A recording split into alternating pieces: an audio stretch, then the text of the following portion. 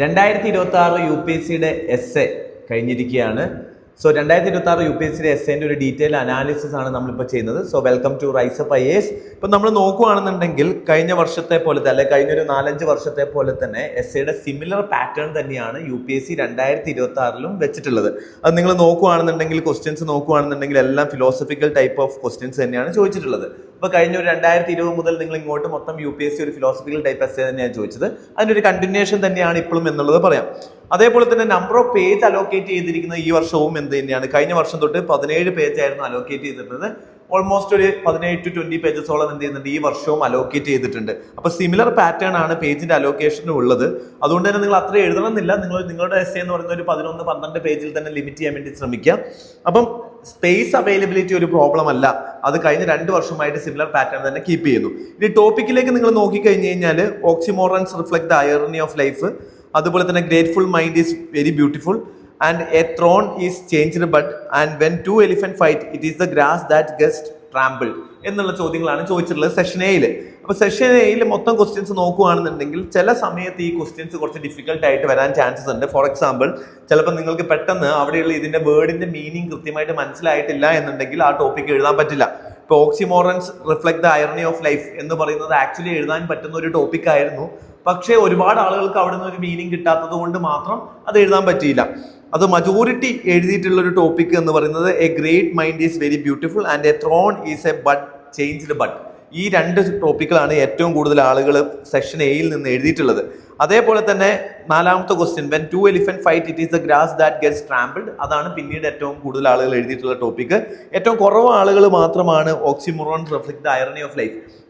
Actually topic വളരെ simple ആണ് എന്നുണ്ടെങ്കിലും സ്വാഭാവികമായിട്ടും ചിലപ്പോൾ ഈ ടേമിന്റെ മീനിങ് പെട്ടെന്ന് ആ ഒരു സമയത്ത് നമുക്ക് കിട്ടണം എന്നുള്ളതിന് നിർബന്ധമൊന്നുമില്ല. ഓക്കെ, സെക്ഷൻ ബിയിലേക്ക് വരുന്ന സമയത്ത് nature is a simple of spirit and well educated mind will always have more question than answers and shelving hard decision is the least ethical course and A good leader is one who follow the followers. അപ്പൊ ഇത്രയും questions ആണ് എന്ത് ചെയ്തിട്ടുള്ളത് section ബിയിൽ നിന്നും വന്നിട്ടുള്ളത്. അപ്പൊ section B comparatively section എനെ വെച്ച് നോക്കുമ്പോൾ കുറച്ചുകൂടി ഈസിയർ ആണെന്ന് വേണമെങ്കിൽ പറയാം. അപ്പൊ നമുക്ക് ഇനി ഓരോ ടോപ്പിക്കുകളും എന്താണെന്നുള്ളത് പെട്ടെന്നൊന്ന് ഡിസ്കസ് ചെയ്ത് പോവാം. എന്തൊക്കെയാണ് അതിന്റെ മീനിങ് എന്നുള്ളത്, എന്തൊക്കെ ആർഗ്യുമെന്റ് നിങ്ങൾക്ക് എഴുതാം എന്നുള്ളതിന്റെ ജനറൽ ഒരു ഔട്ട്ലൈൻ മാത്രം തരിക എന്നുള്ളതാണ് ഉദ്ദേശം. Oxymorons reflect the irony of life. Oxymorons എന്ന് പറയുന്നത് എന്താണ്? ഒരു ടൈപ്പ് ഓഫ് വേർഡ്സ് ആണ്. എന്താണ്? കോൺട്രാഡിക്ടറി വേർഡ്സുകൾ ഒന്നിച്ചു വരുന്നതിനെയാണ് നമ്മൾ എന്ത് പറയുക? ഓക്സിമോറൻസ് എന്ന് പറയുന്നത്. ഫോർ എക്സാമ്പിൾ, നിങ്ങൾ നോക്കിയ വർക്കിംഗ് വെക്കേഷൻ.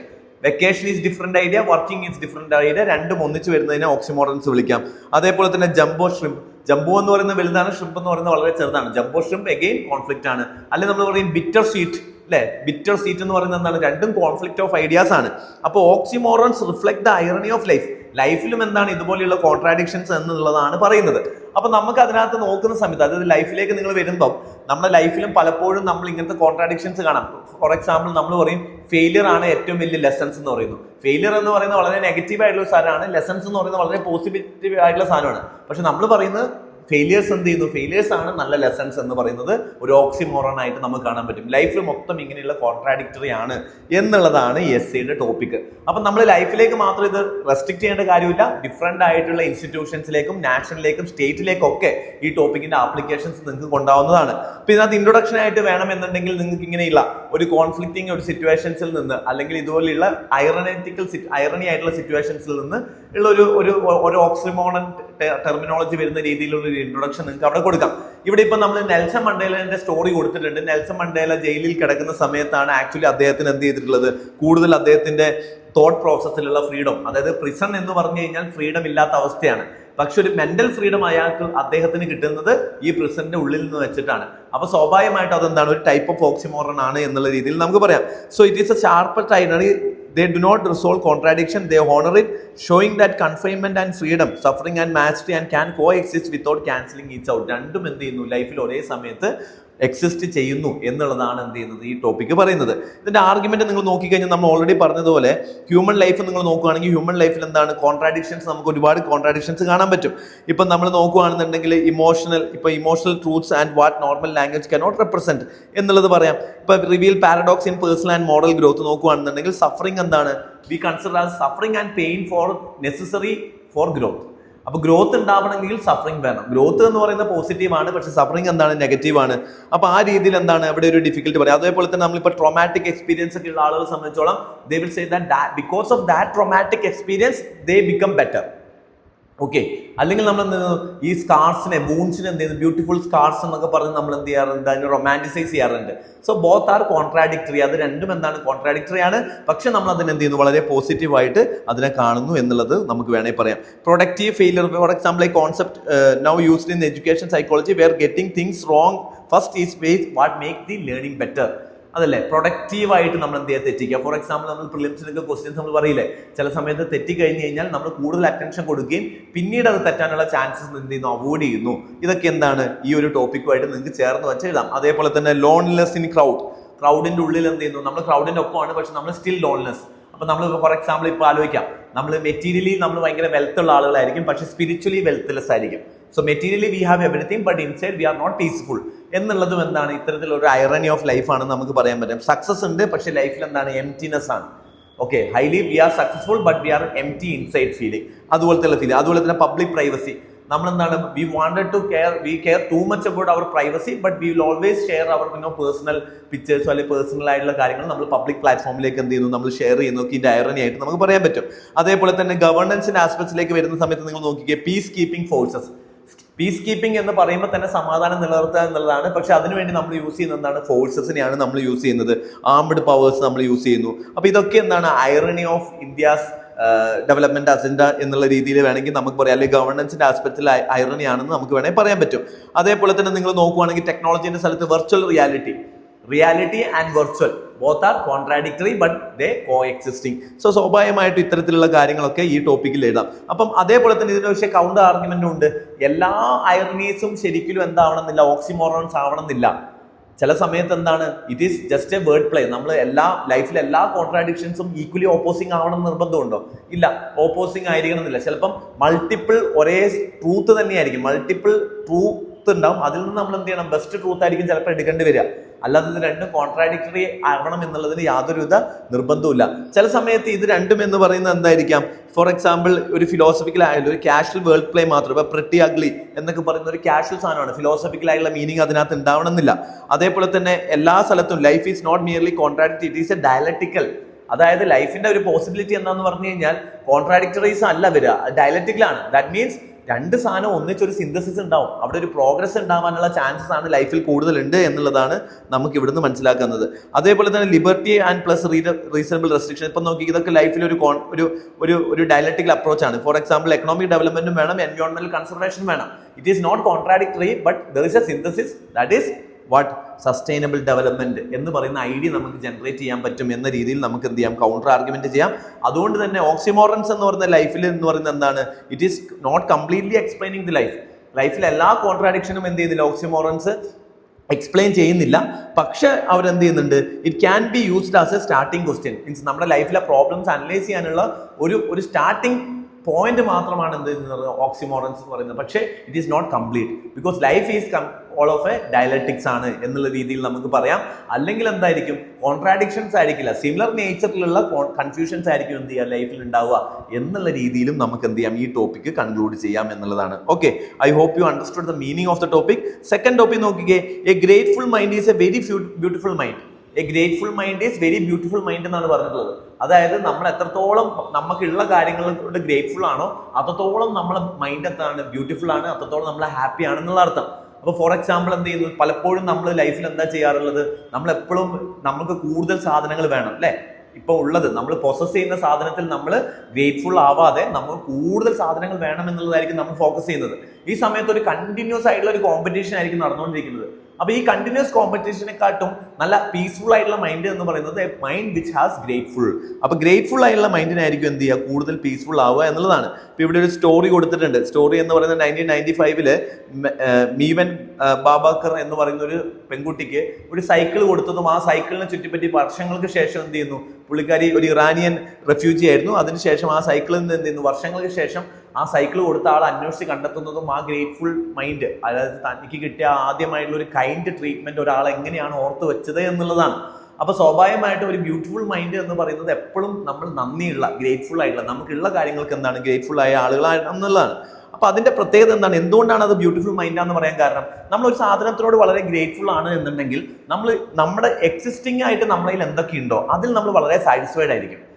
അപ്പൊ നമ്മൾ വളരെ സാറ്റിസ്ഫൈഡ് ആയതുകൊണ്ട് തന്നെ നമുക്ക് കുറച്ചുകൂടി കാം ആയിട്ടുള്ള പീസ്ഫുൾ ആയിട്ടുള്ള മൈൻഡ് നമുക്ക് കീപ്പ് ചെയ്യാൻ പറ്റും. അതേപോലെ തന്നെ ഇന്നർ പീസ് നമുക്ക് കീപ്പ് ചെയ്യണമെന്നുണ്ടെങ്കിൽ നമ്മൾ ഗ്രേറ്റ്ഫുൾ ആയിരിക്കണം. ഇനി ഒരു ലീഡർഷിപ്പിന്റെ പൊസിഷനിലേക്ക് നിങ്ങൾ വരുവാണെന്നുണ്ടെങ്കിൽ ഒരു ലീഡർ എന്ന് പറയുന്നത് ഫോളോവേഴ്സിന്റെ അടുത്തും അല്ലെങ്കിൽ ബാക്കിയുള്ള ആളുകളോടും ഗ്രേറ്റ്ഫുൾ ആവുന്ന ഒരാൾക്കായിരിക്കും ഒരു നല്ല ലീഡർ ആവാൻ പറ്റുക. കാരണം ആ ലീഡറിനോട് നമുക്ക് കിട്ടുന്ന കാര്യങ്ങൾ, ഒരു ഹെൽപ്പ് ചെയ്യുമ്പോൾ അവരോട് താങ്ക് യു പറയുന്നതും അല്ലെങ്കിൽ ഗ്രേറ്റ്ഫുൾ ആവുമ്പോഴാണ് ആ ആളുടെ ട്രസ്റ്റ് നമുക്ക് കുറച്ചുകൂടി കിട്ടുക. അപ്പം നല്ലൊരു ലീഡർ ആവണമെന്നുണ്ടെങ്കിൽ, ഒരു പബ്ലിക് ലൈഫിലേക്ക് നല്ലൊരു ആളാവണമെന്നുണ്ടെങ്കിൽ നിങ്ങൾക്ക് എന്ത് ചെയ്യണം, ഗ്രേറ്റ്ഫുൾ ആയിട്ടുള്ള രീതി വേണം. അതേപോലെ തന്നെ കമ്പാരിസണിൽ നിന്ന് നമ്മൾ മാറി അപ്രിസിയേഷനിലേക്ക് മാറും. ഫോർ എക്സാമ്പിൾ, നിങ്ങളുടെ സുഹൃത്ത് സക്സസ് ആവുന്ന സമയത്ത് നമ്മൾ സക്സസ് ആയില്ലല്ലോ എന്ന് പറയുന്നതിലുപരി എന്ത് ചെയ്യും, നമുക്ക് ഉള്ള സാധനം നമുക്കും എന്ത് ചെയ്യാനുണ്ട്, ഒരുപാട് സാധനങ്ങൾ ഉണ്ട്, അയാൾക്കില്ലാത്ത ഒരുപാട് കാര്യങ്ങൾ നമുക്കുണ്ട്. അപ്പൊ നമ്മൾ അയാളുടെ സക്സസിൽ എന്ത് ചെയ്യും, കൂടുതൽ അപ്രിഷിയേറ്റ് ചെയ്യും, ബാക്കിയുള്ളവരുടെ സക്സസിൽ നമ്മൾ കൂടുതൽ ഹാപ്പി ആവുകയും ചെയ്യും. ഇങ്ങനെ ഹാപ്പി ആവുന്നതിന്റെ ഭാഗമായിട്ട് അതൊരു ബ്യൂട്ടിഫുൾ മൈൻഡിലേക്ക് ക്രിയേറ്റ് ചെയ്യുന്നു നമുക്ക് വേണമെങ്കിൽ പറയാൻ പറ്റും. അതേപോലെ തന്നെ നോക്കിക്കുക, gratitude is provide an antidote to a cultural perpetual dissatisfaction. ഇപ്പൊ മോഡേൺ സൊസൈറ്റിയിലേക്ക് നമ്മൾ നോക്കുകയാണെന്നുണ്ടെങ്കിൽ നമ്മൾ എന്ത് ചെയ്യുന്നു, we are consumers, treadmill of consumers ആണ് അല്ലെ. വി ആർ ബൈങ് പുതിയ പുതിയ പ്രൊഡക്ട്സുകൾ മേടിച്ചുകൊണ്ടേയിരിക്കുകയാണ്. അപ്പൊ ഗ്രേറ്റ്ഫുൾ ആയ ഒരാൾക്ക് എന്താണ്, അയാൾക്ക് എക്സിസ്റ്റിംഗ് സാധനത്തിൽ ഹാപ്പി കണ്ടെത്താൻ പറ്റും എന്നുള്ളതാണ്. അപ്പം കൂടുതൽ വാൺസിനെക്കാട്ടും കൂടുതൽ നീഡ്സ് ആയിരിക്കും എന്നുള്ളതാണ് ഇതിനകത്ത്. പക്ഷേ ആർഗ്യുമെന്റ്സ്, കൗണ്ടർ ആർഗ്യുമെന്റ് ആയിട്ട് നമുക്ക് ഒരുപാട് കാര്യങ്ങൾ പറയാം. കൗണ്ടർ ആർഗ്യുമെന്റ്സ്, നമ്മൾ ഗ്രേറ്റ്ഫുൾ ആയിരിക്കണം എന്നുള്ളതിന്റെ അർത്ഥം നമുക്ക് കിട്ടുന്ന എല്ലാം നമ്മൾ എന്ത് ചെയ്യണം, എല്ലാ പ്രോസസ്സിനും നന്ദിയുള്ളവർ മാത്രമായിരിക്കണം എന്നുള്ളതല്ല. ഇൻജസ്റ്റിസ് കണ്ടു കഴിഞ്ഞാൽ നമുക്ക് എതിർക്കാൻ പറ്റണം. അതേപോലെ തന്നെ അംബീഷൻസ് അബൻഡൻ ചെയ്യണം എന്നുള്ളതൊന്നും എന്തല്ല ഇതിന്റെ അർത്ഥമല്ല. ഗ്രേറ്റ്ഫുൾ എന്ന് പറയുന്നതിന്റെ അർത്ഥം നമുക്ക് ഉള്ളതിനോട് ഹാപ്പി ആവുക, അതേപോലെ തന്നെ അംബീഷൻസും ക്രിയേറ്റ് ചെയ്യുക എന്നുള്ളതാണ്. അല്ലാതെ നമ്മൾ ഉള്ളത് മാത്രം ഹാപ്പി ആയിട്ട് എപ്പോഴും സെറ്റിൽ ആവുക എന്നുള്ളൊരു ആർഗ്യുമെന്റ് ഇതിനകത്ത് പറയാൻ പറ്റില്ല. ടോളറേറ്റിംഗ് പോവർട്ടി, റെസ്യൂഫ്യൂസിങ് ഇംപ്രൂവ്മെന്റ്, ഇതൊന്നും എന്തല്ല, ഇത് ഗ്രേറ്റ്ഫുൾ കൊണ്ട് ഉദ്ദേശിക്കുന്നില്ല. ഇതൊക്കെ അക്സെപ്റ്റ് ചെയ്യുക എന്ന് പറയുന്നതും എന്തല്ല, ബ്യൂട്ടിഫുൾ മൈൻഡ് അല്ല എന്ന് വേണമെങ്കിൽ നമുക്ക് പറയാൻ പറ്റും. So it can be staged for a image rather than felt honestly. ചില ആളുകൾ എന്ത് ചെയ്യും, വെറുതെ ഗ്രേറ്റ്ഫുൾ ആവും, ഇൻസൈഡ് ആയിട്ട് എന്ത് ചെയ്യുന്നില്ല, ഉള്ളിൽ തട്ടി പറഞ്ഞതായിരിക്കില്ല, പക്ഷെ എന്ത് ചെയ്യുന്നു, വെറുതെ എന്ത് ചെയ്യുന്നു, കാര്യങ്ങൾ പറയുന്നു എന്നുള്ളതാണ് പറയുക. അതേപോലെ തന്നെ it can blur the line between rights and favours എന്നുള്ളതാണ്. അതായത് എന്ത് ചെയ്യുന്നു, ചില സാധനങ്ങൾ എന്താണ്, നമ്മളെ റൈറ്റ് ആണ്, ചില സാധനങ്ങൾ ഫേവർ ആണ്. ഇപ്പൊ ഗ്രേറ്റ്ഫുൾ ആവുക എന്ന് പറയുമ്പോൾ നിങ്ങൾ ആലോചിക്കുക, പൊളിറ്റീഷ്യൻസ് എന്ത് ചെയ്യും, പൊളിറ്റീഷ്യൻസ് ഈ ഫാർമേഴ്സിന് കൊടുക്കാനുള്ള സാധനങ്ങൾ കൊടുത്തതിന് ശേഷം അവർ പറയും, ഞങ്ങളാണ് ഇത് നിങ്ങൾക്ക് നേടി തന്നിട്ടുള്ളത്, അതുകൊണ്ട് you should be thankful to us എന്ന് പറയാറുണ്ട്. അല്ലെങ്കിൽ എന്ത് ചെയ്യുന്നു, ഫാർമേഴ്സ് പൊളിറ്റീഷ്യന്റെ അടുത്ത് നന്ദി പറയുന്നു. ആക്ച്വലി ഇതൊരു ഫേവറബിൾ ആയിരുന്നില്ല, ഇതെന്തായിരുന്നു, ആ ഫാർമറിന്റെ റൈറ്റ് ആണ്. പക്ഷെ അതെന്താണ്, ഒരു ഫേവർ ആയിട്ടാണ് എന്ത് ചെയ്യുന്നത്, ഒരു പൊളിറ്റീഷ്യൻസ് കൊടുക്കുന്നത്. അപ്പൊ ഇങ്ങനെയുള്ള കാര്യങ്ങളൊക്കെ എന്ത് ചെയ്യണം, ഇൻജസ്റ്റിസ് ആയിട്ടുള്ള കാര്യങ്ങളാണ്. ഇങ്ങനെയുള്ള സാധനങ്ങൾ എന്ത് ചെയ്യില്ല, grateful does not mean that submissive എന്നുള്ളത് കൂടി ഓർത്ത് വെക്കുക. അങ്ങനെ ഒരു കൗണ്ടർ ആർഗ്യുമെന്റിലേക്ക് പോയതിനു ശേഷം നിങ്ങൾക്ക് എന്ത് ചെയ്യാം, കൺക്ലൂഷൻ ആർഗ്യുമെന്റിലേക്ക് വരാം. സോ റിയൽ ഓപ്പോസിഷൻ എന്ന് പറയുന്നത്, the real opposition of grateful mind is not questioning mind but എന്താണ്, എൻഗേജ്ഡ് ആൻഡ് റെസെന്റ്ഫുൾ വൺ എന്നുള്ളതാണ്. ഗ്രാറ്റിറ്റ്യൂഡ് എന്ന് പറയുന്നതും ക്രിട്ടിക്കൽ തിങ്കിങ്ങും രണ്ടും എന്തല്ല, ആർ നോട്ട് ഒപ്പോസിങ്, രണ്ടും വേറെ ഇല്ല. ഗ്രാറ്റിറ്റ്യൂഡ് ഉണ്ട് എന്നുള്ളതുകൊണ്ട് ക്രിട്ടിക്കൽ തിങ്കിങ് പാടില്ല എന്നുള്ളതല്ല, ഗ്രാറ്റിറ്റ്യൂഡും ക്രിട്ടിക്കൽ തിങ്കിങ്ങും ഒന്നിച്ച് പോകേണ്ടതാണ് എന്നുള്ളത് നിങ്ങൾക്ക് കൺക്ലൂഷനിലേക്ക് കൊണ്ടുവരാം. അപ്പോൾ ഒരു പേഴ്സൺ എങ്ങനെയായിരിക്കണം, അയാൾക്ക് കിട്ടുന്ന കാര്യങ്ങളിലേക്ക് എന്ത് ചെയ്യണം, ഗ്രേറ്റ്ഫുൾ ആയിരിക്കണം. ബട്ട് ഈ also should ensure that there is justice, fairness ഉണ്ടായിരിക്കണം. അതുപോലെ തന്നെ ക്രിട്ടിക്കൽ തിങ്കിങ്ങോട് കൂടിയിട്ട് വരണം. അതുപോലെ തന്നെ നമ്മൾ ഗ്രോത്തിന്റെ ഒപ്പം തന്നെ ഹംബിൾനെസ്സും നമ്മൾ എന്ത് ചെയ്യണം, കീപ്പ് ചെയ്യണം എന്ന രീതിയിൽ നിങ്ങൾക്ക് എന്ത് ചെയ്യാം, കൺക്ലൂഷൻ എഴുതാം. ഇതൊരു മോഡൽ മാത്രമാണ്. ഇതുപോലെ നിങ്ങൾക്ക് പല ടൈപ്പായിട്ട് നിങ്ങൾ എങ്ങനെയാണ് കൺക്ലൂഡിങ് ആർഗ്യുമെന്റിലേക്ക് വരുന്നത് അതുപോലെ എഴുതാം കേട്ടോ. അതുപോലെ തന്നെ ഏറ്റവും കൂടുതൽ ആളുകൾ എഴുതിയ വേറൊരു സെക്ഷനിലെ എസ്സേ ആണ് A thorn is changed bud. ഒരു മുള്ള് എന്ന് പറയുന്നത് എന്താണ്, ചേഞ്ച്ഡ് ബഡ് ആണ്. അപ്പൊ സ്വാഭാവികമായിട്ടും ഇതിനകത്ത് നമുക്ക് ഇതെന്തായിരിക്കും മീനിങ് എന്ന് പറയുന്നത്, അതായത് നമ്മൾ ലൈഫിലേക്ക് വരുന്ന സമയത്ത് എല്ലാ ബഡും, ഒരു ബഡ് ഉണ്ടാകുന്ന സമയത്ത് bud come with lot of hope അല്ലേ, ഒരുപാട് പോസിബിലിറ്റീസും ഒരുപാട് ഹോപ്പും. ഒരു ചൈൽഡ് ജനിച്ചു വരുമ്പോൾ ഒരു ചൈൽഡ് എന്ത് ചെയ്യുന്നില്ല, ഒരു വയലന്റ് ആയ ആളോ അല്ലെങ്കിൽ ഒരു അക്രമകാരിയോ അല്ലെങ്കിൽ കള്ളനോ ആരുമായിട്ട് ജനിക്കുന്നില്ല. ചൈൽഡ് ജനിക്കുന്ന സമയത്ത് ചൈൽഡ് ഹാപ്പിനെസ്സും ലേണിങ്ങിനുള്ള കപ്പാസിറ്റി ഉള്ളൂ. പക്ഷെ സിറ്റുവേഷൻസ് എന്ത് ചെയ്യുന്നു, സിറ്റുവേഷൻസ് ആണ് ആ ബഡിനെ എന്താക്കി മാറ്റുന്നത്, ഒരു തോണാക്കി മാറ്റുന്നത് എന്ന് വേണമെങ്കിൽ നമുക്ക് പറയാൻ പറ്റും. അപ്പൊ സ്വാഭാവികമായിട്ടും തോൺ എന്ന് പറയുന്നത്, അല്ലെങ്കിൽ തോൺ ബഡ് എന്ന് പറയുന്നത് എന്താ, തോൺ എന്ന് പറയുന്നത് എന്താണ്, ബഡ് ചേഞ്ച് ആയതിന്റെ ഒരു ഫോമാണ് എന്ന് നമുക്ക് പറയാം. ഓക്കെ, ഇപ്പൊ നിങ്ങൾ ഇവിടുത്തെ ഒരു സ്റ്റോറി ആയിട്ട് ഇൻട്രൊഡക്ഷനിൽ കൊടുത്ത് നോക്കി, ഫൂലൻ ദേവിയുടെ സ്റ്റോറിയാണ് കൊടുത്തിട്ടുള്ളത്. ഫൂലൻ ദേവിനെ എന്ത് ചെയ്യുന്നു, റിപ്പീറ്റഡ് ആയിട്ട് സെക്ഷൽ വയലൻസിനാക്കുന്നു. പക്ഷെ എന്ത് ചെയ്യുന്നു, that led to she's become അതിന്റെ റിവെഞ്ച് എടുക്കുകയും അതിനുശേഷം എന്ത് ചെയ്യുന്നു, മാസക്കേർ ഓഫ് 22 മെന്നിനെ എന്ത് ചെയ്യുന്നു പുള്ളിക്കാരി കൊല്ലുന്നു. സോ ഇവിടെ കൂലം ദേവി എന്തായിരുന്നു, ഒരു കാലത്ത് ഒരു ബഡായിരുന്നു, then later turn in to a thorn ആയി. അപ്പൊ തോൺ ആക്കുന്നത് എന്ന് പറയുന്നത് എന്താണ്, ബേസിക്കലി അതിനകത്തുള്ള സിറ്റുവേഷൻസ് ആണ് എന്ത് ചെയ്യുന്നത്. അതുപോലെ തന്നെ സ്റ്റോറി ഓഫ് രാവണൻ നമുക്ക് വേണമെങ്കിൽ എഴുതാം. Scholar and devotee before ego and തോവാട്ട് ഡിസയർ ഓഫ് ഹേട്രഡ് ഇൻ എന്നുള്ള രീതിയിലേക്കും നമുക്ക് എന്ത് ചെയ്യാൻ പറ്റും, ഹാർഡൻ ഹിം എന്നുള്ളതിലേക്ക് നമുക്ക് പറയാം. രാവണൻ എങ്ങനെയാണ് രാവണനായത്, ബിക്കോസ് ഓഫ് ഇറ്റ് സിറ്റുവേഷൻസ്. അപ്പൊ നമ്മൾ ഒരാള് എന്തുകൊണ്ട് അയാൾ ഇങ്ങനെ ചെയ്യുന്നു എന്നുള്ളതിന് പകരം അയാളുടെ സിറ്റുവേഷൻ എങ്ങനെ അയാൾ അങ്ങനെ ആയി എന്നുള്ളത് ചോദിക്കുക എന്നുള്ളതാണ് ഈ ഒരു ടോപ്പിക്കിന്റെ ഇമ്പോർട്ടൻസ് എന്ന് പറയുന്നത്. പിന്നെ അത് ആർഗ്യുമെന്റിലേക്ക് നിങ്ങൾ നോക്കുകയാണെന്നുണ്ടെങ്കിൽ സൈക്കോളജിക്കലി നിങ്ങൾ നോക്കുകയാണെങ്കിൽ adversity transform potential into resilience അല്ലെ. ഡിഫിക്കൽട്ട് സിറ്റുവേഷൻസ് എന്ത് ചെയ്യുന്നു, ഡിഫിക്കൽട്ട് സിറ്റുവേഷൻസിനകത്ത് നമ്മൾ എന്ത് ചെയ്യുന്നു, അതിലൂടെ കടന്നു പോകുന്ന സമയത്ത് വി ക്രിയേറ്റ് റെസിലിയൻസ്. അപ്പൊ തോൺ ഡെവലപ്പ് ചെയ്യുക എന്ന് പറയുന്നത് എന്താണ്, റെസിലിയൻസിന്റെ പാർട്ടാണ്. അപ്പൊ നമ്മൾ എന്ത് ചെയ്യുന്നു, ഫെയിലിയേഴ്സിലൂടെ കടന്നു പോകുന്നതിന് സമയത്ത് നമ്മൾ എന്ത് ചെയ്യും, നമ്മൾ കുറച്ചുകൂടി ഒരു മച്ചുവേർഡ് മൈൻഡ് സെറ്റിലേക്ക് അത് വരും. ആ ഫെയിലിയർ എന്ന് പറയുന്നത് എന്താണ്, സിറ്റുവേഷൻ ആണ്. ആ സിറ്റുവേഷനിലൂടെ കടന്നു പോയപ്പോൾ ഒരു ബഡായിരുന്നു നമ്മൾ, ആ ബഡ് എന്തായി മാറി, തോണായിട്ട് ട്രാൻസ്ഫോം ആയി എന്നുള്ളതാണ്. ചൈൽഡ്ഹുഡ് നെഗ്ലക്റ്റഡ് ട്രോമ, ഇതൊക്കെ എന്ത് ചെയ്യുന്നു, അഡൽട്സിന്റെ ഇടയിൽ ഇഷ്യൂസ് വരുന്നു, ആങ്കർ, ഡിഫൻസീവ് മെക്കാനിസം, ഇതൊക്കെ എന്താണ്, ഒരു തോണായി മാറുന്നതാണ്. ഈ ചൈൽഡ്ഹുഡ് ഇഷ്യൂസ് അല്ലെങ്കിൽ ചൈൽഡ്ഹുഡ് ട്രോമ എന്താവാം, പിന്നീടുള്ള ഒരു തോണായി മാറാം. സൈക്കിൾ ഓഫ് അബ്യൂസസ് അല്ലെ, ഇതൊക്കെ ഇൻഡിവിജ്വൽ ലൈഫിലുള്ള കാര്യങ്ങൾ തന്നെയാണ്. റിലേഷൻഷിപ്പിന്റെ കാര്യത്തിൽ നോക്കിക്കേ, ബഡ് എന്ന് പറയുന്ന ലവ് ആയിരുന്നു. പക്ഷേ ഈ ലവ് ഒരു പരിധി കഴിഞ്ഞ് കഴിഞ്ഞാൽ ചിലപ്പോൾ അതെന്താവാം, പൊസസീവ്നെസ് ആവാം, കെയർ എന്താവാം, ഇന്റർഫറൻസ് ആവാം. അപ്പൊ ഇതെല്ലാം എന്താണ്, ആദ്യം നല്ലതായിരുന്നു, പക്ഷെ പിന്നീട് അതെന്തായി മാറി, ചേഞ്ച്ഡ് ഫോം ഓഫ് ബഡിന്റെ ചേഞ്ച്ഡ് ഫോമാണ് എന്തെന്ന് പറയുന്നത്, തോൺ എന്ന് പറയുന്നത്. അപ്പൊ അത് പിന്നീട് എന്താ, അതിലേക്ക് മാറാം എന്നുള്ളതാണ്. അൺഎംപ്ലോയ്മെന്റ് നിങ്ങൾ നോക്കിക്കഴിഞ്ഞാൽ ആസ്പിറേഷൻ ഫോർ ഡിഗ്നിറ്റി, പക്ഷെ എന്ത് ചെയ്യുന്നു, അൺഎംപ്ലോയിഡിലേക്ക് വരുന്നു, അൺഎംപ്ലോയിഡ് ഫ്രസ്ട്രേഷൻ ആവുന്നു. ഇപ്പൊ നമുക്ക് വേണമെങ്കിൽ ജെൻസി മൂവ്മെന്റ് ഒക്കെ പറയാം. ജെൻസി മൂവ്മെന്റ് ഒക്കെ ഉണ്ടാവാനുള്ള കാരണം എന്താണ്, ദേ കെയിം വിത്ത് ഹോപ്പ്. അവർ പരീക്ഷ ചെയ്തത് ഹോപ്പോടുകൂടി. ഇപ്പൊ നീറ്റിന്റെ എക്സാമിനേഷൻ ഒക്കെ എഴുതിയത് വിത്ത് ഹോപ്പ് ആയിരുന്നു. പക്ഷെ ആ ഹോപ്പ് കംപ്ലീറ്റ്ലി ഡിസ്ട്രോയ് ചെയ്യുന്ന സമയത്ത് ദേ ബിക്കം തോൺ. അപ്പം it is not there actually എന്താണ് തോൺ എന്ന് പറയുന്നത്, എന്താണ്, തോണായിട്ട് ആരും ജനിക്കുന്നില്ല. പക്ഷെ നമുക്ക് എന്ത് ചെയ്യാം, ആ സിറ്റുവേഷൻ, സോഷ്യോ എക്കണോമിക് കണ്ടീഷൻസ് ആണ് എന്ത് ചെയ്യുന്നത്, തോണാക്കുന്നതെന്ന് പറയും. ഇപ്പൊ ആർട്ടിഫിഷ്യൽ ഇന്റലിജൻസ് എന്നുകൊണ്ട് എന്താണ്, ഇറ്റ് ഈസ് എ ബട്ട്. എങ്ങനെയാണ്, it created efficiency, scientific discovery, health care ഒക്കെ ഡെവലപ്പ് ചെയ്തു. പക്ഷേ it is also led to job displacement, surveillance, deep fakes, ഇതൊക്കെ എന്ത് ചെയ്യുന്നു, അത് ക്രിയേറ്റ് ചെയ്യുന്നു എന്നുള്ളതാണ്. അതേപോലെ തന്നെ ട്രാൻസ്ഫോർമേഷൻ ലൈഫിൽ എന്ത് ചെയ്യുന്നു, എല്ലാ സാധനങ്ങളും തന്നെയാണ്. ബഡ് ആവുന്നത് നാളെ എന്ത് ചെയ്യുന്നു, തോണാവുന്നു. ചില ബഡുകൾ എന്ത് ചെയ്യുന്നു, ഫ്ലവർ ആവുന്നു അല്ലെ. ചിലത് എന്ത് ചെയ്യും, പൂക്കളാവും, ചിലത് എന്ത് ചെയ്യും, മുള്ളുകളാവും. അപ്പൊ സ്വാഭാവികമായിട്ടും ട്രാൻസ്ഫോർമേഷൻ അല്ലെങ്കിൽ ചേഞ്ച് എന്ന് പറയുന്നത് ലൈഫിന്റെ ഇൻട്രൻസിക് ആയിട്ടുള്ള ഒരു കാര്യമാണ്. സോ എല്ലാ ബഡിലും എന്ത് ചെയ്യും, ചേഞ്ച് വരും. But does not remain a bud. Transformation inherent in the nature ആണ്. എല്ലാ സാധനങ്ങളും എന്ത് ചെയ്യുന്നു, എല്ലാ ഇൻസ്റ്റിറ്റ്യൂഷനും എല്ലാ ഹ്യൂമൻ ബീങ്സും എന്ത് ചെയ്യുന്നു, ചേഞ്ച് ചെയ്യുന്നു എന്നുള്ളൊരു ആർഗ്യുമെന്റ് നമുക്കിവിടെ പറയാം. ഇതിന്റെ കൗണ്ടർ ആർഗ്യുമെന്റിലേക്ക് വരുവാണെന്നുണ്ടെങ്കിൽ നമ്മൾ നേരത്തെ പറഞ്ഞ പോലെ തന്നെ not every thorn was once a bud ആയിരിക്കണം എന്നില്ല. എല്ലാം എന്തായിരിക്കണം എന്നില്ല. എല്ലാ തോണും പണ്ട് തൊട്ട് ബഡ് ആവണം എന്നുള്ളത് നമുക്ക് പറയാൻ പറ്റില്ല. ചില സാധനങ്ങൾ നമ്മൾ സിറ്റുവേഷൻ കാരണം നമുക്ക് ഇൻജസ്റ്റിസ് എന്ത് ചെയ്യാൻ പറ്റില്ല, ഒരിക്കലും ജസ്റ്റിഫൈ ചെയ്യാൻ പറ്റില്ല. ചില ഇൻജസ്റ്റിസുകൾ എന്ത് ചെയ്യണം, അത് ജസ്റ്റിഫൈ ചെയ്യാൻ പറ്റില്ല. Not because of just because of they being bud, അല്ലെങ്കിൽ അവർ പണ്ട് നല്ലതായിരുന്നു എന്നുള്ളത് കൊണ്ട് നമുക്ക് ഒരിക്കലും ചില ഇൻജസ്റ്റിസിനെ സപ്പോർട്ട് ചെയ്യാൻ പറ്റില്ല. അതേപോലെ തന്നെ നോക്കി, understand the origin of harmful behaviour does not mean excusing it. നമുക്കത് മനസ്സിലായി, അതിന്റെ എന്തുകൊണ്ട് അവർ അങ്ങനെ ആയി എന്നുള്ളത് കൊണ്ട് നമുക്ക് എന്ത് ചെയ്യാൻ പറ്റില്ല, അവർ ചെയ്തതിനെ ന്യായീകരിക്കണം എന്ന് പറയാൻ പറ്റില്ല. ഇപ്പൊ പല സിറ്റുവേഷനിൽ പല ആളുകൾ, ഇപ്പൊ ഫോർ എക്സാമ്പിൾ ഗാന്ധിജിക്കും അഡ്വേഴ്സ് സിറ്റുവേഷൻസ് നേരിടേണ്ടി വന്നിട്ടുണ്ട്. പക്ഷെ ഗാന്ധി അതൊരു തോണാവാതെ പകരം എന്താവുകയാണ് ചെയ്തത്, ഒരു റോസ് ആവുകയാണ് ചെയ്തത്, ഒരു പൂവായി മാറുകയാണ് ചെയ്തത്, കൂടുതൽ മൃദുലമുള്ളതായി മാറുകയാണ് ചെയ്തത്. അപ്പൊ സ്വാഭാവികമായിട്ടും ഗാന്ധി ഈ അഡ്വേഴ്സിറ്റി സിറ്റുവേഷനിലൂടെ കടന്നുപോയി, വേറൊരാളും അഡ്വേഴ്സിറ്റി സിറ്റുവേഷനിലൂടെ കടന്നു പോകുന്നു. ഒരാൾ ഫ്ലവർ ആവുന്നു, ഒരാൾ തോണാവുന്നു. അപ്പൊ തോണായി എന്നുള്ളത് കൊണ്ട് തന്നെ അയാൾ ചെയ്യുന്ന കാര്യങ്ങൾ എന്ത് ചെയ്യാൻ പറ്റില്ല, നമുക്ക് ജസ്റ്റിഫൈ ചെയ്യാൻ പറ്റില്ല എന്നുള്ള കാര്യങ്ങളാണ്.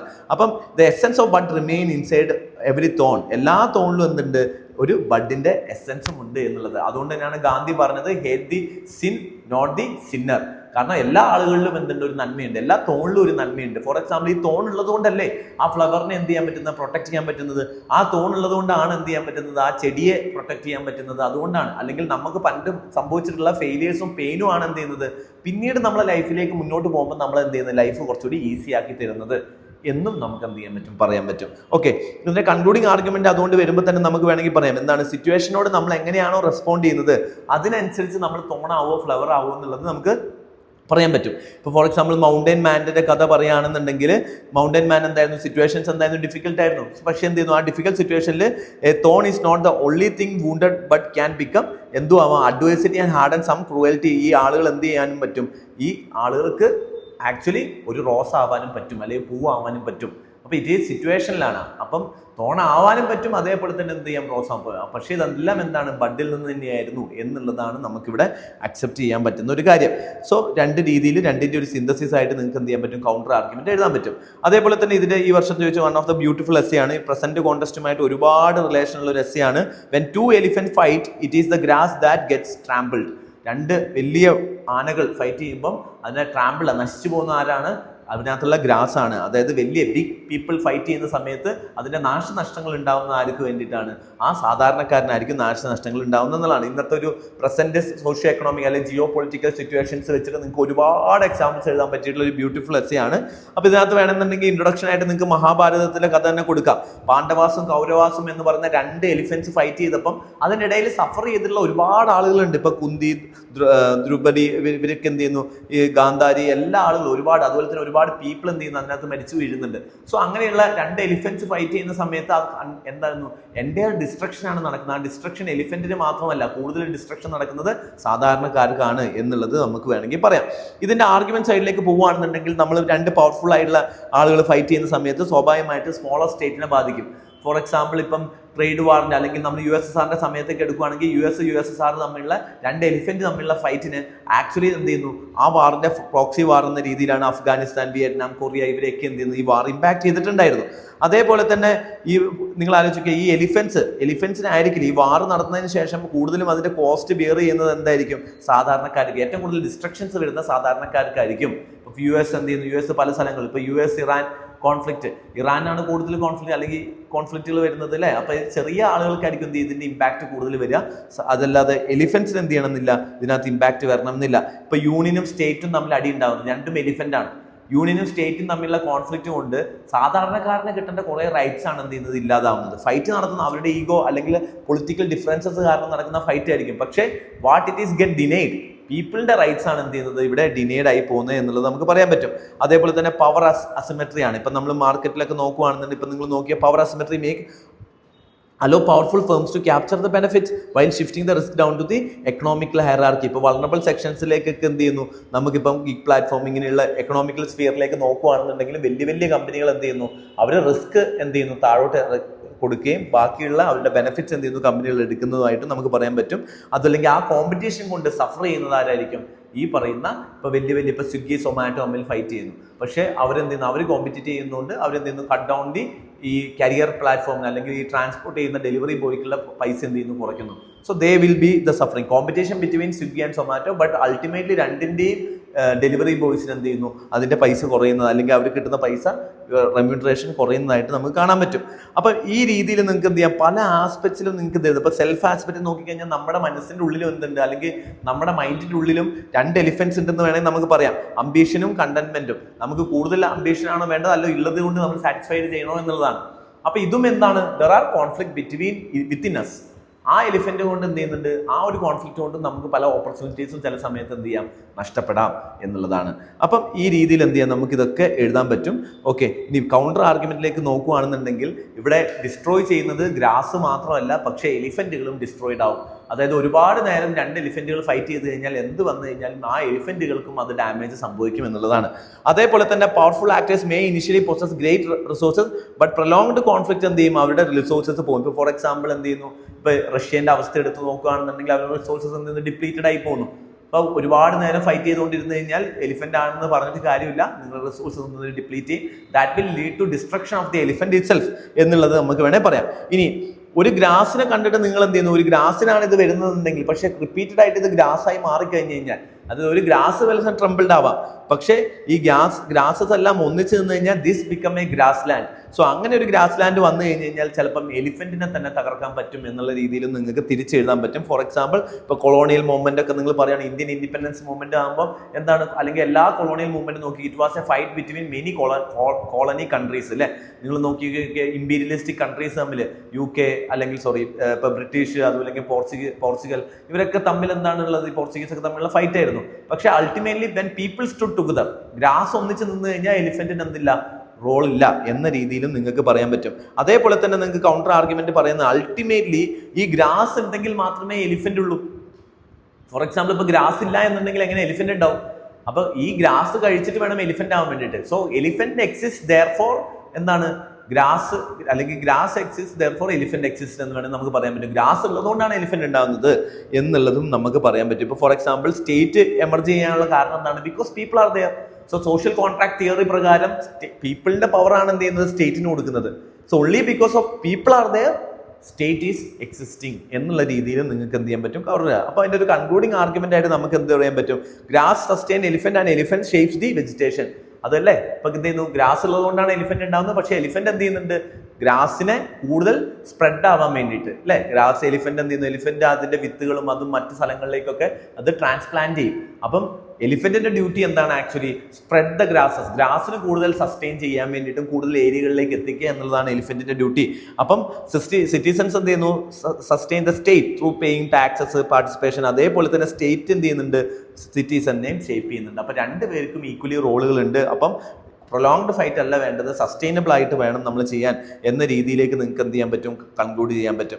ഓക്കെ, അപ്പോൾ കൺക്ലൂഷൻ ആർഗ്യുമെന്റ് ആയിട്ട് പവർ കം വിത്ത് റെസ്പോൺസിബിലിറ്റി എന്ന് പറയുന്ന ഒരു കോൺസെപ്റ്റിലേക്ക് when you are become elephant you should have responsibility. ആ റെസ്പോൺസിബിലിറ്റീസ് ആണ് നിങ്ങൾ എന്ത് ചെയ്യുന്നത്? അൾട്ടിമേറ്റ്ലി കൊണ്ടുപോകേണ്ടത് എന്നുള്ള രീതിയിലേക്ക് നിങ്ങൾക്ക് കൺക്ലൂഡ് ചെയ്ത് പോകാം. ഓക്കെ, അടുത്ത സെക്ഷൻ ബിയിലേക്ക് വരുവാണെങ്കിൽ സെക്ഷൻ ബിയിലെ ആദ്യത്തെ എസ് എന്ന് പറയുന്നത് nature is a simple of the spirit എന്നുള്ളതായിരുന്നു.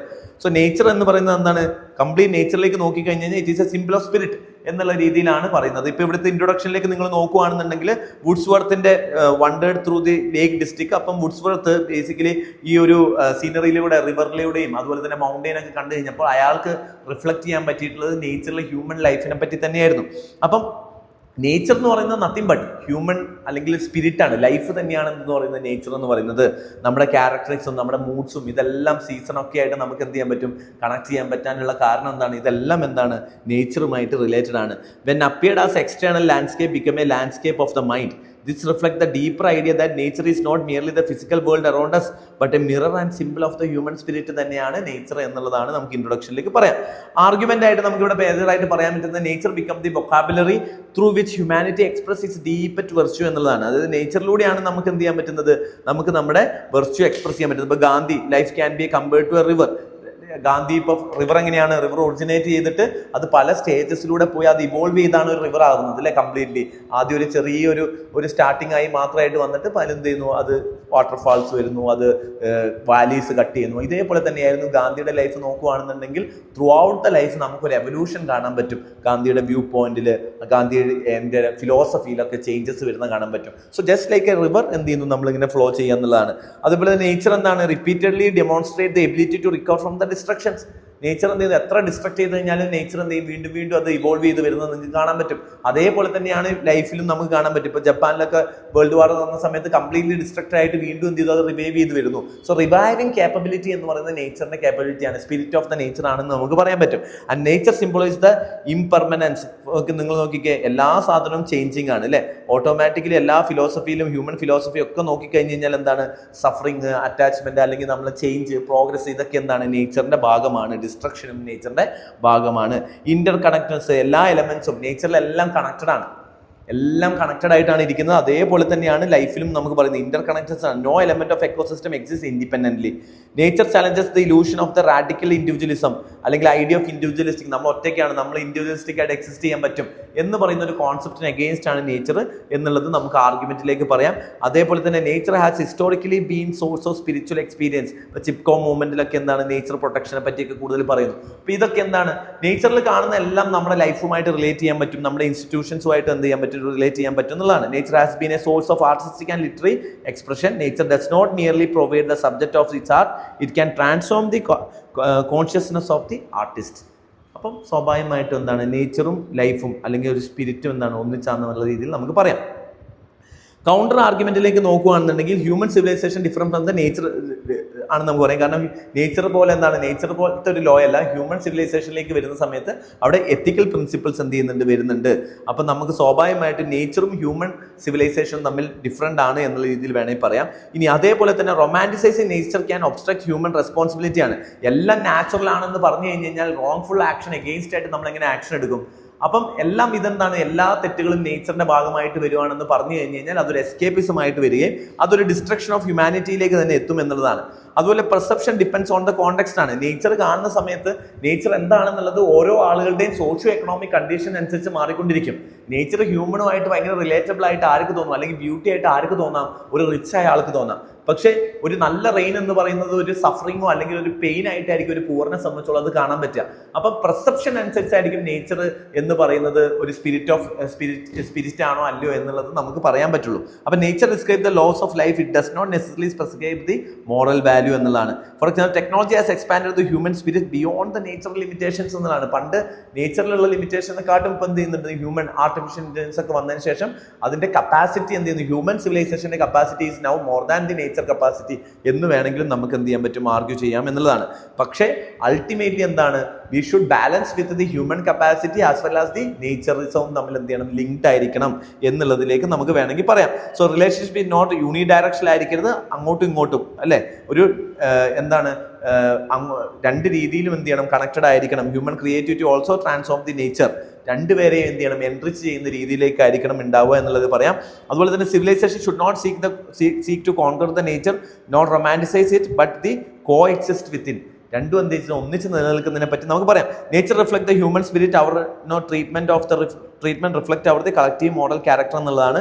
എന്നിട്ട് നമുക്ക് എന്ത് ചെയ്യാം, ഈ ഒരു കൺക്ലൂഡിംഗ് പോയിന്റിൽ വെച്ച് നിങ്ങൾക്ക് എന്ത് ചെയ്യാൻ പറ്റും, എസ്സേസ് കൺക്ലൂഡ് ചെയ്തൊരു റെട്ടോറിക് പാരഗ്രാഫിലേക്ക് എന്ത് ചെയ്യാം, എസ്സേയെ കണക്ട് ചെയ്യുന്നത് നന്നായിരിക്കും. Nature is a simple of human spirit, not because of nature is always peaceful or benevolent, but because it is in its cycles of the destruction and renewal, interdependence and resilience. Human life പോലെ തന്നെയാണ് നേച്ചറും, both are interdependent and interrelated എന്നുള്ള രീതിയിലേക്ക് നിങ്ങൾക്കത് conclude ചെയ്യാൻ പറ്റും.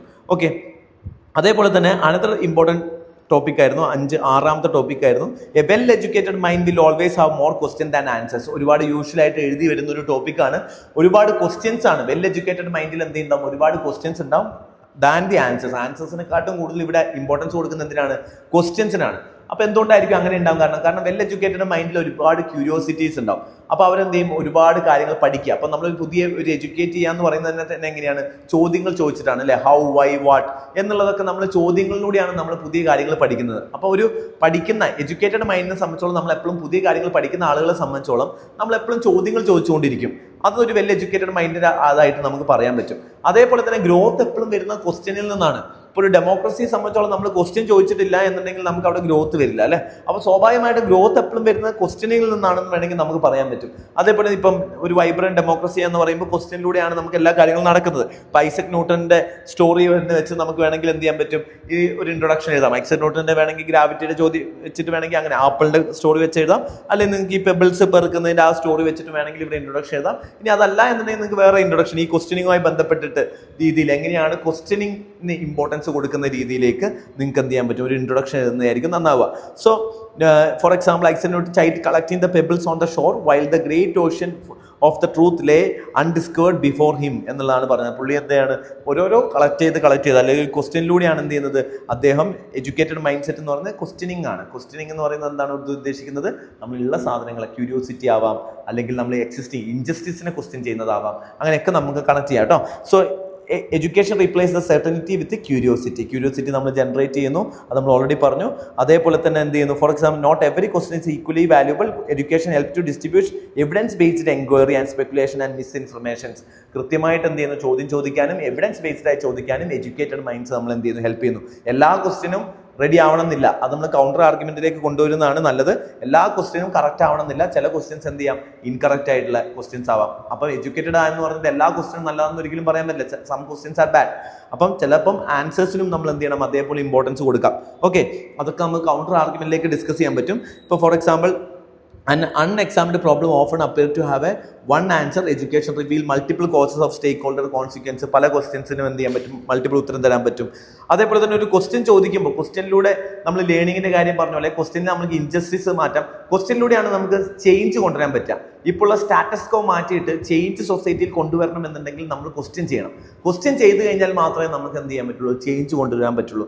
ഈ കാര്യങ്ങളും നമുക്ക് എന്ത് ചെയ്യാൻ പറ്റും, പറയാൻ പറ്റും. And education shift the mind from the what is or what ought to be എന്നുള്ള രീതിയിലേക്ക് മാറ്റും എന്നുള്ളതാണ്. ക്രിട്ടിക്കൽ തിങ്കിങ് എഡ്യൂക്കേഷനിലൂടെ ക്രിയേറ്റ് ചെയ്യുന്നു എന്ന പോയിന്റ്സുകളൊക്കെ നിങ്ങൾക്ക് എഴുതാം. പക്ഷേ എക്സസീവ് ആയിട്ടുള്ള ക്വസ്റ്റ്യൻ ചോദിക്കുക, കൗണ്ടർ ആർഗ്യുമെന്റിൽ ക്വസ്റ്റ്യൻസിന്റെ നെഗറ്റീവ് ആയിട്ടുള്ള കാര്യങ്ങൾ നിങ്ങൾക്ക് പറയാൻ പറ്റും. എക്സസീവ് ക്വസ്റ്റ്യൻ ചോദിക്കുക എന്നുള്ളത് കൊണ്ട് അയാൾ എഡ്യൂക്കേറ്റഡ് ആണെന്ന് നമുക്ക് പറയാൻ പറ്റില്ല. ഇപ്പോൾ ഫോർ എക്സാമ്പിൾ ചില സമയത്ത് നമ്മളിങ്ങനെ ക്വസ്റ്റ്യൻ ചെയ്തുകൊണ്ടിരുന്ന് കഴിഞ്ഞാൽ അവിടെ ആക്ഷൻ ഒന്നും ഉണ്ടാവില്ല, എന്നും ചോദ്യം ചോദിക്കൽ മാത്രമായിരിക്കും, നമ്മുടെ ഡൗട്ട് ക്ലിയറൻസ് മാത്രമായിരിക്കും. അവിടെ ആക്ഷൻസ് നടക്കില്ല. അപ്പൊ ആക്ഷൻസ് നടക്കണം എന്നുണ്ടെങ്കിൽ സ്വാഭാവികമായിട്ടും എന്ത് ചെയ്യണം, ക്വസ്റ്റ്യൻസ് മാത്രം ചോദിച്ചാൽ പോരാ, അതിന്റെ കൂടെ തന്നെ നമ്മൾ എന്ത് ചെയ്യണം, നമ്മൾ ആക്ഷൻ കൂടി എടുക്കണം എന്നുള്ളതാണ് നമ്മൾ ചെയ്യേണ്ടത്. അതുപോലെ continuously re opening and well established question വീണ്ടും ക്വസ്റ്റ്യൻ ചെയ്ത് ഫാൾസ് ഇൻഫർമേഷനിലേക്ക് പോകാം എന്നുള്ളതാണ്. ഇനി അതേപോലെ തന്നെ നിങ്ങൾക്ക് ഇത് പറയാം, അപ്പോൾ ക്വസ്റ്റ്യൻ ചോദിച്ചുകൊണ്ട് മാത്രം കാര്യമില്ല, ആൻസേഴ്സിനോട് ഇമ്പോർട്ടൻസ് ഉണ്ട്. അപ്പം എഡ്യൂക്കേറ്റഡ് മൈൻഡ്സ് എന്ത് ചെയ്യണം, നല്ല ക്വസ്റ്റ്യനും നല്ല ആൻസറും കണ്ടെത്തുന്നതായിരിക്കണം എഡ്യൂക്കേറ്റഡ് മൈൻഡ്. രണ്ടിനും ഇമ്പോർട്ടൻസ് കൊടുക്കണം. ക്വസ്റ്റ്യൻ ചോദിക്കുക എന്നുള്ളതിനകത്ത് എന്താണ്, ആൻസറിനുള്ള റെസ്പോൺസിബിലിറ്റി ഇല്ല. അപ്പം ഒരു എഡ്യൂക്കേറ്റഡ് മൈൻഡ് എന്ന് പറയുമ്പോൾ ക്വസ്റ്റ്യൻ ചോദിക്കുക എന്നുള്ള റെസ്പോൺസിബിലിറ്റി മാത്രമല്ല, അതിന് കറക്റ്റ് ആയിട്ടുള്ള ഒരു ആൻസർ കൊണ്ടുവരിക എന്നുള്ള റെസ്പോൺസിബിലിറ്റി എഡ്യൂക്കേറ്റഡ് മൈൻഡിനുണ്ട് എന്ന് വേണമെങ്കിൽ പറയാം. So education can also evolve in to synthesis and judgment. ഇപ്പോൾ കൺക്ലൂഡിംഗ് ആർഗ്യുമെന്റ് ആയിട്ട് നിങ്ങൾക്ക് എന്ത് ചെയ്യാം, എഡ്യൂക്കേഷനെയും ആൻസറിനെയും, ഞാൻ നേരത്തെ പറഞ്ഞ പോലെ ആൻസറിന് ഇമ്പോർട്ടൻസ് ആണ് എന്നുള്ള രീതിയിലേക്ക് നിങ്ങൾക്ക് കൊണ്ടുവരാൻ പറ്റും. ആൻഡ് എഡ്യൂക്കേഷൻ എന്ന് പറയുന്നത് എന്താണ്, it's A cycle, it is continuous. ഇപ്പം നമ്മളൊരു ക്വസ്റ്റ്യൻ ചോദിക്കുന്നു, അതുകൊണ്ട് തീരുന്നില്ല. ആ ക്വസ്റ്റ്യൻ എന്ത് ചെയ്യുന്നു, ഒരു പുതിയൊരു ആൻസറിലേക്ക് എത്തുന്നു. ആ ആൻസർ വീണ്ടും എന്ത് ചെയ്യുന്നു, ഒരു പുതിയ ക്വസ്റ്റ്യൻ ആയിട്ട് മാറുന്നു. ഫോർ എക്സാമ്പിൾ, നമ്മൾ മൂണിലേക്ക് പോയതുകൊണ്ട് നമ്മൾ അവിടെ നിർത്തിയില്ല. പിന്നെ നമ്മൾ ആ മൂണിലേക്ക് പോയുള്ള അറിവ് വെച്ചിട്ട് നമ്മൾ എന്ത് ചെയ്തു, മാർസിലേക്ക് എങ്ങനെ എത്താം എന്നുള്ളതിനെ പറ്റി നമ്മൾ ചിന്തിച്ചു. ഇപ്പൊ നമ്മൾ മാർസിലെത്തി, ഇനി നമുക്ക് എങ്ങനെ സണ്ണിന്റെ രീതിയിലേക്ക് എത്താം എന്നുള്ള രീതിയിലേക്കുള്ള സ്റ്റഡീസ് നമ്മൾ നടത്തിക്കൊണ്ടിരിക്കുന്നു. അപ്പം ഇത്തരത്തിൽ ഇതൊരു ഇവോൾവിംഗ് പാറ്റേൺ ആണ്. It is a cyclical process, it is not never ending process ആണ് ക്വസ്റ്റ്യനും ആൻസറും. എഡ്യൂക്കേറ്റഡ് മൈൻഡ് സെറ്റ് എപ്പോഴും എന്ത് ചെയ്യണം, ക്വസ്റ്റ്യനും ആൻസറും ചോദിച്ചുകൊണ്ടിരിക്കാം എന്നുള്ള രീതിയിലേക്ക് നിങ്ങൾക്ക് ഇത് എന്ത് ചെയ്യാം, കണക്ട് ചെയ്യാം. മറ്റ് ഡയമെൻഷൻസുകളും ഇവിടെ കൊണ്ടുവരണം.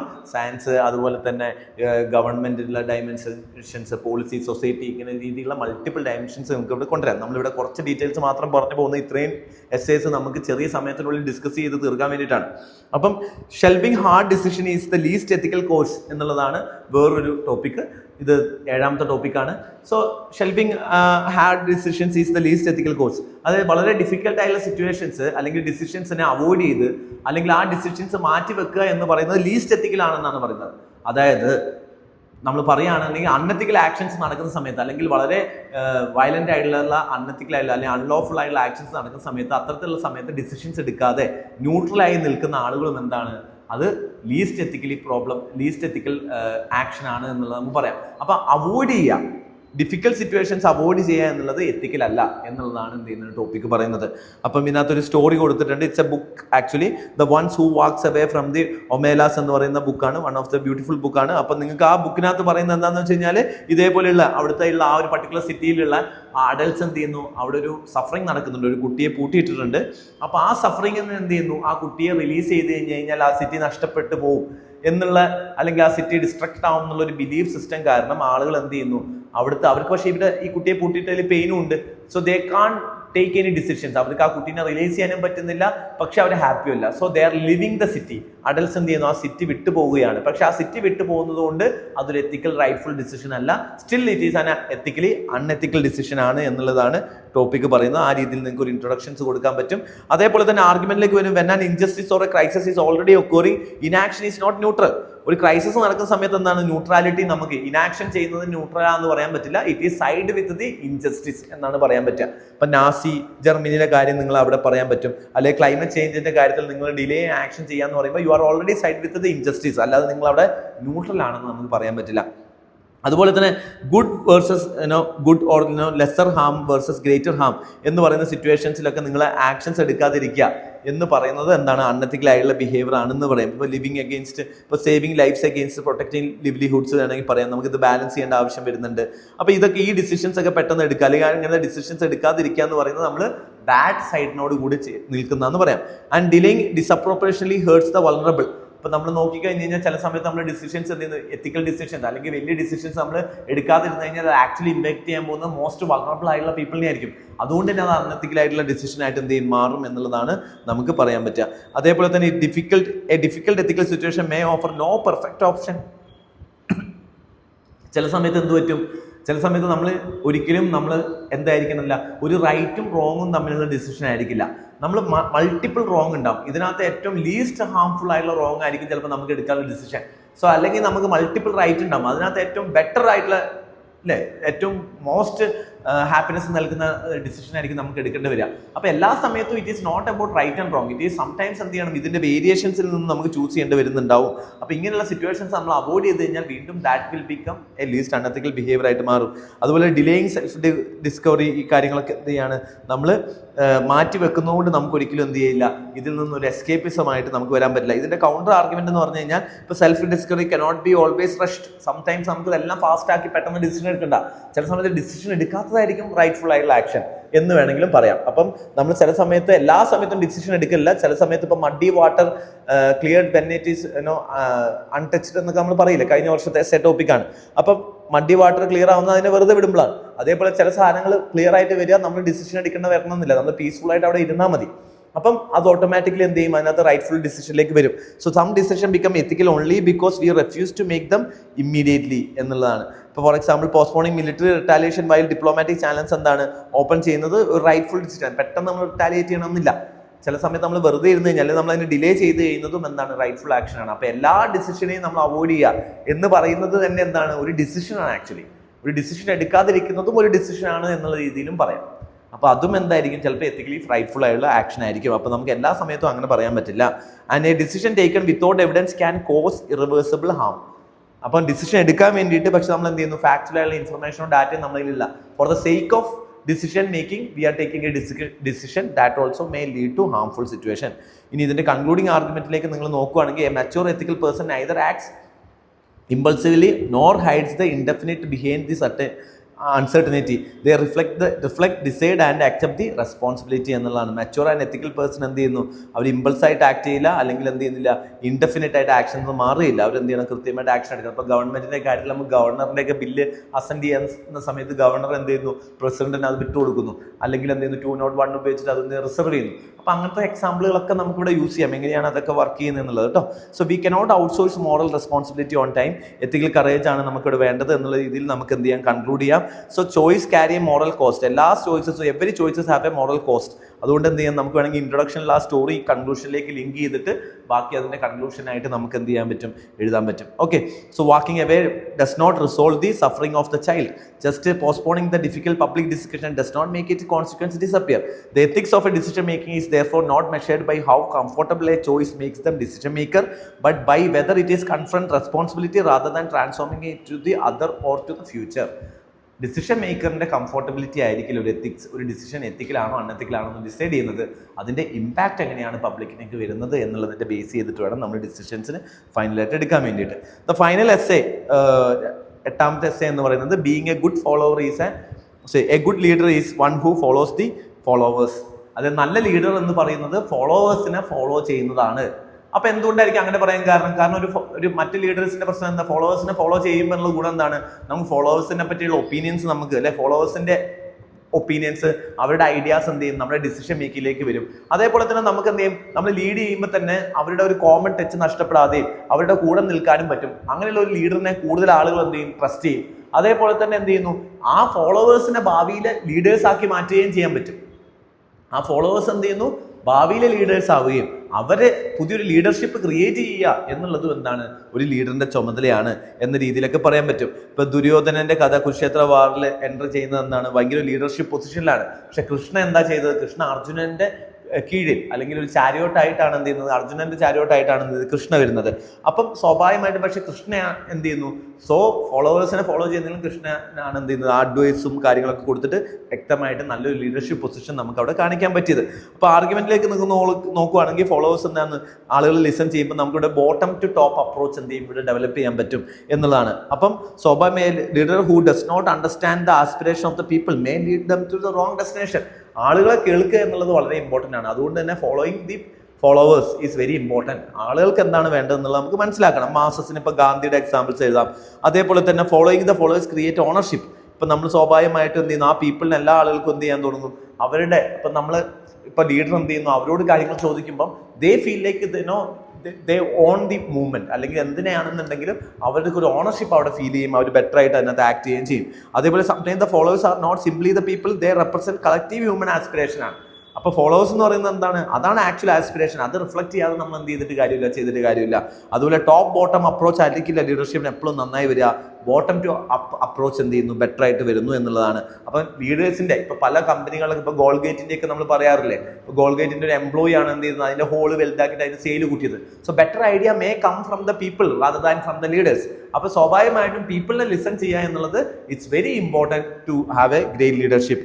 അതുപോലെ തന്നെ എന്ത് ചെയ്യുന്നു, ഫോർ എക്സാമ്പിൾ ഇപ്പോൾ ഫാമേഴ്സിന്റെ കാര്യത്തിൽ സംബന്ധിച്ചോളം they have a better understanding and knowledge than compared to a scientist may be. കാരണം എന്താണ്, ട്രഡീഷണൽ നോളജ് വെച്ച് നോക്കുമ്പോൾ. അപ്പോൾ ആ ട്രഡീഷണൽ നോളജ് നമ്മൾ ഫാമേഴ്സിനെ കേൾക്കുമ്പോഴാണ് റിയാലിറ്റിയിൽ എന്താണ് അവരെ നേരിടുന്ന പ്രോബ്ലം നമുക്ക് മനസ്സിലാവുള്ളൂ. അതേപോലെ തന്നെ ഇത് കേട്ടിട്ടില്ല എന്നുണ്ടെങ്കിൽ എന്ത് ചെയ്യാൻ പറ്റും, ഒരു ലീഡർ എന്ന് പറയുന്ന ഒരു അതോറിറ്റേറിയൻ ആവാനുള്ള ചാൻസസ് ഉണ്ട്. പക്ഷെ അത് വിചാരിച്ച് എല്ലാ സമയത്തും ഒരു ലീഡർ എപ്പോഴും ഒരു ഫോളോവേഴ്സിനെ ഫോളോ ചെയ്യുന്ന ആളായി കഴിഞ്ഞാലും ശരിയാവുമോ? അല്ല. ചില സമയത്ത് എന്ത് ചെയ്യുന്നു, ഫോളോവേഴ്സ് അല്ലെങ്കിൽ മജോറിറ്റിക്ക് എന്ത് ചെയ്യാം, തെറ്റ് പറ്റാം.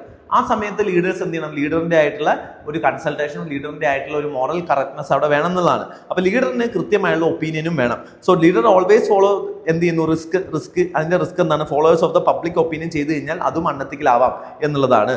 Followers may lack the complete picture of the movement. അപ്പൊ സ്വാഭാവികമായിട്ട് ലീഡറിന് എന്ത് ചെയ്യണം, ലീഡർ വിഷണറി ആയിരിക്കണം. ലീഡറിന് മുന്നേ കൂട്ടി പല കാര്യങ്ങളും കാണാൻ പറ്റണം. ഇപ്പൊ ഗാന്ധി എന്ത് ചെയ്യുന്നു, നമ്മൾ ചൗരി ഇൻസിഡൻസ് ഒക്കെ വിഡ്രോ ചെയ്തതുപോലെ. അതേപോലെ തന്നെ എന്ത് ചെയ്യുന്നു, popular opinion can be driven by prejudice അല്ലെ. പോപ്പുലർ ഒപ്പീനിയൻ പറയുന്നത് കോമൺ സെൻസ് ഒപ്പീനിയൻ ആണ്. അത് കറക്റ്റ് ആവണം, എത്തിക്കൽ ആവണം എന്ന് നിർബന്ധമില്ല. അപ്പൊ ലീഡർ അവിടെ എന്ത് ചെയ്യണം, അവിടെ കറക്റ്റ് ചെയ്യാൻ പറ്റുന്നതായിരിക്കണം. അതേപോലെ തന്നെ followers may prefer immediate benefit over the long time welfare. അപ്പോൾ ഫോളോവേഴ്സിന് എപ്പോഴും ഇമ്മീഡിയറ്റ് ആയിട്ടുള്ള റിസൾട്ട് ആയിരിക്കും വേണ്ടി വരിക. അപ്പം ലീഡർ ആയിരിക്കണം എന്ത് ചെയ്യുന്നത്, സസ്റ്റൈനബിൾ ആയിട്ടുള്ള ബെനിഫിറ്റിലേക്ക് അവരെ എത്തിക്കുക എന്നുള്ളതാണ്. അപ്പം അതേപോലെ തന്നെ ക്രൈസിസ് ഒക്കെ വരുന്ന സമയത്ത് പെട്ടെന്ന് ഫാസ്റ്റ് ഡിസിഷൻ എടുക്കേണ്ട വരുന്ന സമയത്തൊക്കെ എന്ത് ചെയ്യണം, നമ്മൾ പെട്ടെന്ന് ആ ഡിസിഷൻസ് എടുത്ത് പോവുക എന്നുള്ളതാണ് ചെയ്യേണ്ടത്. ഇതിന്റെ കൺക്ലൂഡിങ് ആർഗ്യുമെന്റിലേക്ക് വരുമ്പോൾ ഇതിന്റെ ഒരു സിന്തസിസിലേക്ക് നമുക്ക് വരാം. ഒരു ലീഡർ എന്ന് പറയുന്നത് എന്താണ്, വാക്ക് അമോൺ ദ കോമൺസും ആയിരിക്കണം. പക്ഷെ എന്ത് ചെയ്യണം, cannot lose the touch of elite. രണ്ടും എന്ത് ചെയ്യണം, ഒരേപോലെ വേണം. A leader who follows the crowd become the follower and a leader who never listen to the people become a dictator. അപ്പോൾ ഇവിടെ നമുക്ക് എന്ത് ചെയ്യാം, ഒരു ബാലൻസ്ഡ് അപ്രോച്ച് ആണ് വേണ്ടത്. രണ്ടുമല്ല, ഫോളോവേഴ്സ് ചെയ്ത് കഴിഞ്ഞാൽ അയാൾ ഒരു ഫോളോവർ മാത്രമാവുള്ളൂ, അയാൾ ലീഡർ ആവില്ല. പക്ഷേ ഒട്ടും പീപ്പിളിനെ ഫോളോ ചെയ്തില്ലെങ്കിൽ അയാൾ ഒരു ഡിക്റ്റേറ്റർ ആവുകയും ചെയ്യും. അപ്പൊ രണ്ടും സസ്റ്റൈനബിൾ ആയിട്ടുള്ള സൊല്യൂഷൻ അല്ല. അപ്പം it should be a balance between both of them. So leader എന്തായിരിക്കണം, leader should able to consult all the stakeholders as well as ability to take his own decisions whenever needed. അപ്പം ഫോളോവേഴ്സിനെ capable ആക്കുക to lead themself. ഓരോ ഫോളോവേഴ്സിനെ എന്ത് ചെയ്യുക, leaders ആക്കി മാറ്റുക എന്നുള്ളതാണ് ചെയ്യേണ്ടത്. So that they can take decision on their own life as well as അവർക്ക് എന്താണ് വിഷണറി ആയിട്ടുള്ള ലീഡർഷിപ്പ് കൂടി കൊടുക്കുക എന്നുള്ളതാണ്. So ultimate letter of leadership is not how many people follow the leader but how many people become capable of walking forward without him എന്നുള്ളതാണ്. ലീഡറിന്റെ എപ്പോഴും depended ആയിട്ട് നിൽക്കുകയാണെന്നുണ്ടെങ്കിൽ അയാൾ ഒരു നല്ല ലീഡർ ആയിരിക്കില്ല. പകരം ആ ലീഡർ ഇല്ല എന്നുള്ള സമയത്തും അയാൾക്ക് എന്ത് ചെയ്യാൻ പറ്റണം, ബാക്കിയുള്ളവർക്ക് ആ ആക്ഷൻസിൽ മുന്നോട്ട് പോകാൻ പറ്റുമ്പോഴാണ് അയാൾ എന്ത് ചെയ്യുന്നത്, നല്ലൊരു ലീഡറായി മാറുന്നത് എന്നുള്ളതാണ്. അപ്പോൾ അങ്ങനെ പറഞ്ഞിട്ട് ഇതിൻ്റെ ഒരു സിന്തസിസ് ആയിട്ട് നിങ്ങൾക്ക് ഈ എസ്സേയിൽ കൺക്ലൂഡ് ചെയ്യാം. അപ്പോൾ ഈ വർഷത്തെ എസ്സേസ് ടോട്ടലി നോക്കുകയാണെന്നുണ്ടെങ്കിൽ 8 എസ്സേയും വളരെ ഡിഫിക്കൽട്ട് ആയിട്ടുള്ള എസ്സേ എന്ന് പറയാനൊന്നുമില്ല. പക്ഷേ പലപ്പോഴും ഇതിൻ്റെ ഡിഫിക്കൽട്ടി ഫീൽ ചെയ്തിട്ടുള്ളത് ചില വേർഡിൻ്റെ മീനിങ്ങുകൾ എക്സാമിനേഷൻ ഹോളിൽ നിന്ന് ആസ്പിറൻസിന് പെട്ടെന്ന് ആ 5 മിനിറ്റിനുള്ളിൽ ഒരു ടോപ്പിക്ക് ഡിസൈഡ് ചെയ്യുമ്പോൾ നമുക്ക് ആ മീനിങ് പെട്ടെന്ന് എളുപ്പം ഓർത്തെടുക്കാൻ പറ്റിയിട്ടില്ല എന്നുണ്ടെങ്കിൽ ചില എസ്സേസ് ഡിഫിക്കൽട്ട് ആവുകയും അതിൻ്റെ ഭാഗമായിട്ട് സെക്ഷനിൽ ചോയ്സസ് ലിമിറ്റഡ് ആവുകയും ചെയ്തിട്ടുണ്ട്. ഇപ്പോൾ സെക്ഷൻ എയിലുള്ളതാണെന്നുണ്ടെങ്കിലും സെക്ഷൻ ബിയിലുള്ളതാണെങ്കിലും ചില സമയത്ത് ആ ചോയ്സസ് കറക്റ്റ് ഇന്റർപ്രിട്ടേഷൻ അത് തന്നെയാണോ എന്നറിയാത്തതുകൊണ്ട് ചോയ്സസിന്റെ എണ്ണം കുറയാം. അതർവൈസ് ആക്ച്വലി ഹൈലി പ്രെഡിക്റ്റബിൾ ആയിട്ടുള്ള ഒരു നേച്ചർ ഓഫ് ടോപ്പിക് തന്നെയായിരുന്നു. വളരെ നല്ല രീതിയിൽ പ്രാക്ടീസ് ചെയ്ത ആളുകൾക്ക് എല്ലാവർക്കും നല്ല രീതിയിൽ തന്നെ എസ്സേ എഴുതാൻ പറ്റിയിട്ടുണ്ടാവും. അപ്പം നിങ്ങൾ അടുത്ത വർഷത്തേക്ക് പ്രിപ്പയർ ചെയ്യുന്ന ആസ്പിറൻസ് ആണെന്നുണ്ടെങ്കിൽ നിങ്ങൾ ചെയ്യേണ്ടത് ഈ എസ്സേസ് ഒക്കെ ഒന്ന് എഴുതി നോക്കുക. അപ്പോൾ ഒരു വീക്കിൽ ഒരു എസ്സേ വെച്ച് എഴുതി കഴിഞ്ഞാൽ തന്നെ 8 വീക്ക് കൊണ്ട് നിങ്ങൾക്ക് ഇതിനകത്തുള്ള എല്ലാ എസ്സേ എഴുതാൻ പറ്റും. ഇത് നിങ്ങൾക്ക് എന്ത് ചെയ്യാൻ പറ്റും, നല്ലൊരു പ്രാക്ടീസ് ആയിരിക്കും അടുത്ത വർഷത്തേക്ക് പ്രിപ്പയർ ചെയ്യാൻ വേണ്ടിയിട്ട്. അതേപോലെ തന്നെ നിങ്ങൾക്ക് വേണം ഇനി എസ്സേ എഴുതണം എങ്ങനെയാണെന്ന് അറിയില്ല എന്നുണ്ടെങ്കിൽ റൈസപ്പ് IASന്റെ എസ്സേ റൈറ്റിംഗ് പ്രോഗ്രാം ഉണ്ട്, അതിലും നിങ്ങൾക്ക് ജോയിൻ ചെയ്യാം. അപ്പം ഓഫീസിലേക്ക് കോൺടാക്ട് ചെയ്ത് കഴിഞ്ഞാൽ അതിൻ്റെ ഡീറ്റെയിൽസ് കാര്യങ്ങളൊക്കെ പറഞ്ഞു തരുന്നതായിരിക്കും. അപ്പം thank you so much for listening. Thank you.